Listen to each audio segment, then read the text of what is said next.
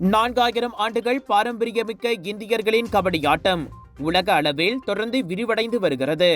ஏற்கனவே ஆசிய போட்டி வரை கால்பதித்து ஜப்பான், தாய்லாந்து, அரபு நாடுகள் வரை கவனம் ஈர்த்துள்ள கபடி அடுத்து தென்கிழக்காசியாவின் மிகப்பெரிய விளையாட்டுப் போட்டியான சி போட்டியிலும் வெள்ளோட்டம் காண்கிறது. இவ்வாண்டு பிற்பகுதியில் நடைபெறவிருக்கும் தாய்லாந்து சி போட்டியில்தான் கபடி முதன்முறையாக இடம்பெறப் போகிறது. 2002 முதல் ஆசிய போட்டியிலும் 2004 முதல் உலக கபடி போட்டியிலும் பங்கேற்று வரும் KAM எனப்படும் மலேசிய கபடி சங்கம் சி போட்டி சவாலை ஆவலுடன் எதிர்பார்த்து காத்திருக்கின்றது.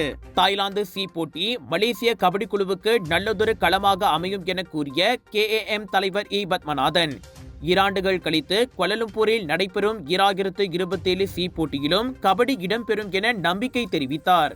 இப்படி அனைத்துலக சவால்களுக்கு பரிச்சயமான மலேசிய கபடி சங்கத்திற்கு உள்ளார ஒரு கவலை இருக்கவே செய்கிறது. அதாவது மலேசிய விளையாட்டுப் போட்டியான சுக்மாவில் கபடியின் எதிர்காலம் என்னாகும் என்பதுதான். அடுத்த ஆண்டு ஸ்லாங்கூர் சுக்மா போட்டியில் கபடி இடம்பெறுமா என்பது இதுவரை உறுதியாகவில்லை என பத்மநாதன் தெரிவித்தார். அவ்விவகாரம் குறித்து இளைஞர் விளையாட்டுத்துறை அமைச்சர் ஹனாயோவுக்கும் ஸ்லாங்கூர் விளையாட்டு மன்றத்திற்கும் கடிதம் எழுதி பதிலுக்கு காத்திருப்பதாகவும் அவர் கூறினார். திறமைகளை வெளிக்கொணரவும் தேசிய அணிக்கான விளையாட்டு வீரர்களை அடையாளம் காணவும் சுக்மா ஒரு சிறந்த தளமாக விளங்க முடியும் என்றார் அவர்.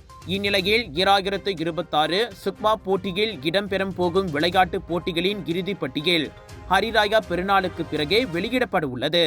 எனவே நல்லதே நடக்கும் என பெரும் நம்பிக்கையுடன் காத்திருப்பதாக பத்மநாதன் கூறினார். பெரும் போராட்டத்திற்கு பிறகு கடந்த ஆண்டு சரவா சுக்மா போட்டியில் கபடி சேர்த்துக் கொள்ளப்பட்டது. அதில் ஆடவர், மகளிர் இரு பிரிவுகளிலும் கூட்டரசு பிரதேசம் தங்கப் பதக்கங்களை கைப்பற்றியது.